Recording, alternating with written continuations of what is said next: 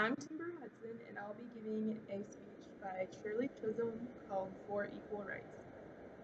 Mr. Speaker, House Joint Resolution 264 before us today, which provides for equality under the law for both men and women, represents one of the most clear-cut opportunities we are likely to have to declare our faith in the principles that shaped our Constitution.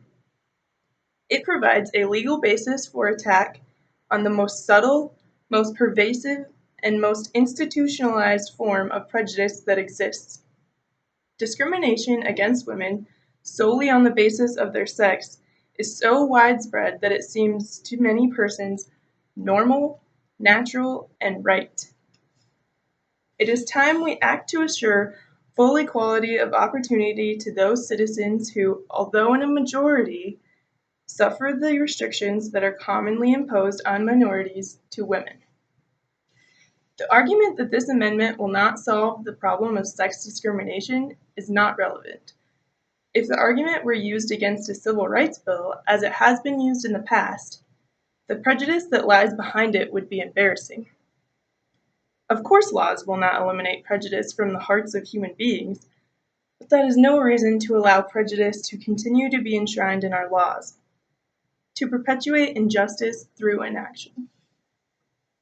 The amendment is necessary to clarify countless ambiguities and inconsistencies in our legal system.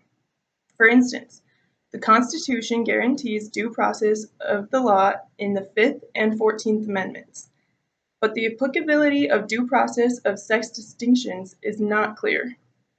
Women are excluded from some state colleges and universities.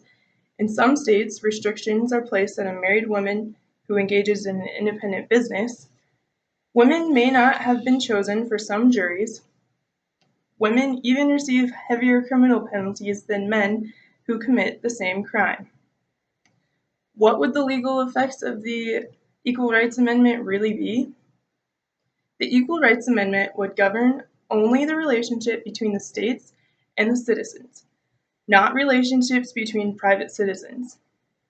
The amendment would be largely self-executing, that is, and the federal or state laws in conflict would be ineffective 1 year after date of ratification without further action by the Congress or state legislators.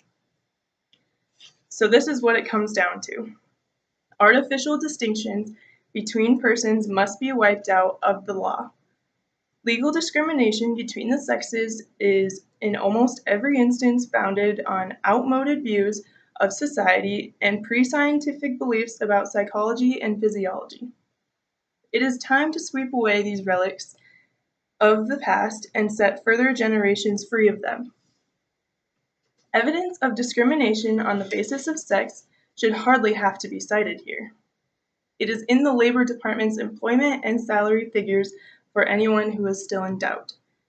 Its elimination will involve so many changes in our state and federal laws that without the authority and impetus of this proposed amendment, it will perhaps take another 194 years. We cannot be parties to continuing a delay. The time is clearly now to put this House on record for the fullest expression of that equality of opportunity which our founding fathers professed. They professed it, but they did not assure it to their daughters as they tried to do so for their sons. The Constitution they wrote was designed to protect the rights of white male citizens. As there were no black founding fathers, there were no founding mothers, a great pity on both counts. It is not too late to complete the work they have left undone. Today, here, we should start to do so. Thanks.